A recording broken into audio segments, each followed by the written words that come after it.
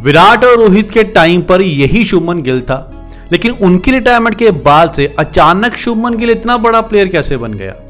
अचानक से शुभमन गिल का डिफेंस इतना स्ट्रांग कैसे हो गया? अचानक से शुभमन गिल की टेक्निक इतनी अच्छी कैसे हो गई? और अचानक से शुभमन गिल में इतना पेशेंस कहां से आ गया? चलो इसके ऊपर थोड़ा सा डिटेल में बात करते हैं। अभी 1 साल पहले की ही बात है जब इंडिया टीम ऑस्ट्रेलिया टूर पर गई थी बीजीटी सीरीज खेलने के लिए।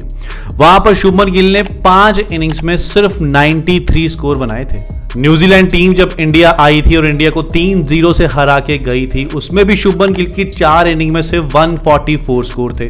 और लास्ट टाइम जब इंडिया टीम इंग्लैंड दौरे पर आई थी तब तो शुभमन गिल का सबसे ज्यादा बुरा हाल हुआ था। टोटल मिला के 88 स्कोर बनाए थे, जिसमें 28 इनका हाईएस्ट था, 14 की इनकी एवरेज थी। और अब देखो विराट और रोहित की रिटायरमेंट के बाद पहले ही टेस्ट की पहली इनिंग में 147 स्कोर बनाकर शुभमन गिल ने बीजीटी सीरीज का टोटल, न्यूजीलैंड के अगेंस्ट बनाया टोटल और लास्ट इंग्लैंड टूर के टोटल को पीछे छोड़ दिया। और इस बार तो भाई साहब 100 की ऊपर की एवरेज से शुभमन गिल स्कोर बना रहा है। और दूसरे टेस्ट मैच की पहली इनिंग में शुभमन गिल ने 269 स्कोर बनाकर सचिन तेंदुलकर और विराट कोहली के इंडिविजुअल टेस्ट हाईएस्ट स्कोर को भी पीछे छोड़ दिया और पहले ऐसे इंडियन कैप्टन बन गए जिसने इतना बड़ा स्कोर बनाया हो।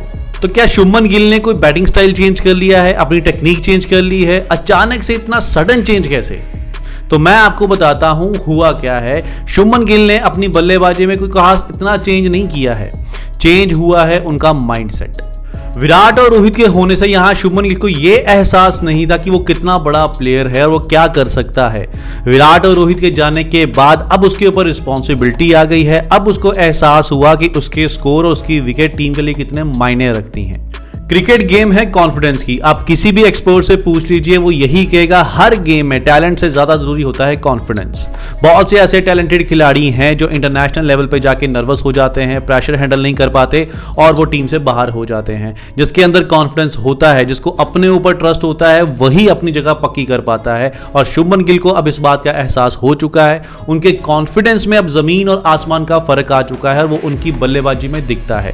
अब वो समझ गए हैं कि मैं इस क्रिकेट वर्ल्ड का बेस्ट खिलाड़ी हूं। और यही सोच विराट कोहली की थी, वो भी अपने आप को बेस्ट मानते थे और उन्होंने बेस्ट बन के दिखाया। अब शुभमन गिल को भी ऐसा ही करना है। बस ध्यान रखना है, इस कॉन्फिडेंस को ओवर कॉन्फिडेंस नहीं बनने देना है, क्योंकि कॉन्फिडेंस और ओवर कॉन्फिडेंस में एक बारीक सी लाइन होती है। मैं बेस्ट हूं ये कॉन्फिडेंस है, लेकिन मैं ही बेस्ट हूं ये आपका ओवर कॉन्फिडेंस है। और बात रही कप्तानी की, तो मैंने पहले ही कहा था शुभमन गिल की कप्तानी आप इस सीरीज से जज मत करना, क्योंकि जब आपने किसी बंदे को नया कप्तान बनाया, कप्तान बनाते टाइम ही उसको डिफिकल्ट दौरे पर भेज दिया है, तो उस पे आप वो कितना खरा उतरा या कितना वो फेल हुआ, इसके ऊपर उसकी कप्तानी जज मत करना।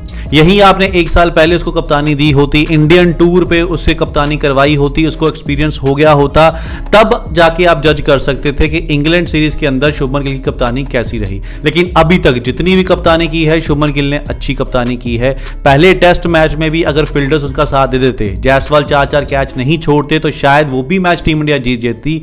और दूसरा टेस्ट मैच भी टीम इंडिया बढ़त बना के रखी हुई है और टीम इंडिया हो सकता है ये भी टेस्ट मैच जीत जाए। कुछ चीजें ऐसी होती हैं जो एज अ ऑडियंस हमको समझ में नहीं आती है। जैसे बहुत साल पहले जब विराट कोहली का डेब्यू हुआ था, तो विराट कोहली को काफी मौके दिए गए थे और हमको लगता था इसको बार बार मौका क्यों दिया जा रहा है, शायद ये सिफारिशी है, किसी की रेफरेंस है, इसलिए बार बार इसको खिलाया जा रहा है। लेकिन नहीं, उसके साथ में जो खेलने वाले खिलाड़ी होते हैं ना, जो उसके साथ प्रैक्टिस करते हैं, उनको पता होता है ये खिलाड़ी कैसा है। कि नेट पे जैसे वो शॉट लगाता होगा तो खिलाड़ियों को पता लगता होगा कि वाकई में यार ये बंदा एक्स्ट्रा ऑर्डिनरी है, बस एक बार क्लिक होने की देर है। और जब वो क्लिक होता है तो फिर वापस बंदा पीछे मुड़ के नहीं देखता। सेम चीज रोहित शर्मा के साथ ही। जब रोहित शर्मा का डेब्यू हुआ था, हमारा खुद का पॉइंट ऑफ व्यू ये था कि यार ये कितना ढीला बंदा है, मतलब कोई फुर्ती नहीं है, ऐसे सुस्ती की तरह आ जाता है बैटिंग करने और स्कोर बनाता नहीं है। लेकिन जब उसने स्कोर बनाने शुरू किए भाई साहब, उससे बड़ा बल्लेबाज ओडीआई और टी20 में आज तक दिखा नहीं है।